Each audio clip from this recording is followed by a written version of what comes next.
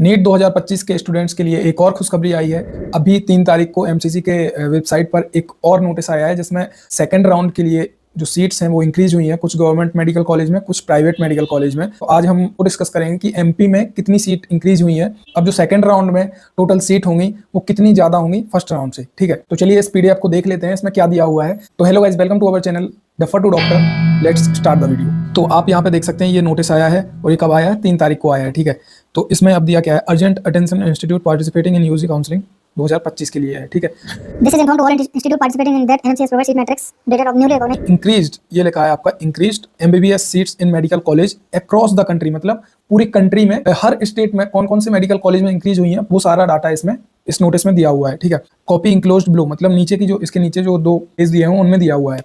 All institute where there has been increase of seat after start of round 1 of it, so they are advised to contribute their new seat in for round 2। मतलब ये जो increase हुई है ना, ये round 2 के लिए है, राउंड 1 में ये नहीं थी, अभी राउंड 2 के लिए इंक्रीज कर दी गई है। ठीक है, एज पर एनएमसी। ठीक, अब एनी एक्सेस, ये तो ज्ञान की बात है। ठीक है, हटाओ। अब बात कर लेते हैं मेन पॉइंट।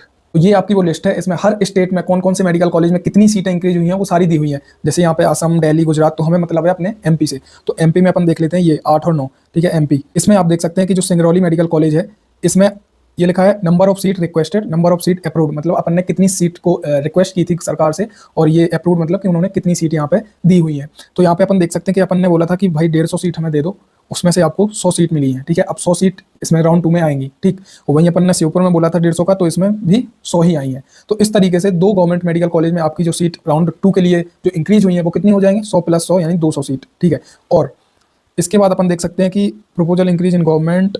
अब अपन बात कर लेते हैं कि 2 मेडिकल कॉलेज जो पहले से थे, 18-19 पॉइंट को देख लेते हैं। एमपी का है, एक है बुंदेलखंड मेडिकल कॉलेज सागर और दूसरा है गवर्नमेंट मेडिकल कॉलेज छिंदवाड़ा। ठीक है, अब यहाँ पे ये लिखा है क्या, नंबर ऑफ एग्जिस्टिंग सीट, कि पहले कितनी सीट थी, फिर एडिशनल सीट जो हमने रिक्वेस्ट करी और उसमें से कितनी फिर अप्रूव्ड हुई। तो इसमें देख सकते हैं कि इसमें 125 सीटें थी पहले। ठीक है, और इसमें छिंदवाड़ा में थी 100 सीटें, और हमने रिक्वेस्ट करा था कि 50 सीटें और बढ़ा दो। ठीक है, दोनों में अपन ने रिक्वेस्ट किया था 50 सीटें और बढ़ा दो, जिसमें से बीएमसी सागर में 25 सीट अप्रूव्ड हुई हैं, और वहीं अगर छिंदवाड़ा की बात करें तो 50 की 50 इसमें अप्रूव हो गई हैं। तो अभी इसमें एक्स्ट्रा सीट कितनी हो गई है, 75। ठीक है, और जो पिछले उसमें हमने देखा था उसमें कितनी हो गई थी, उसमें हो गई थी 200।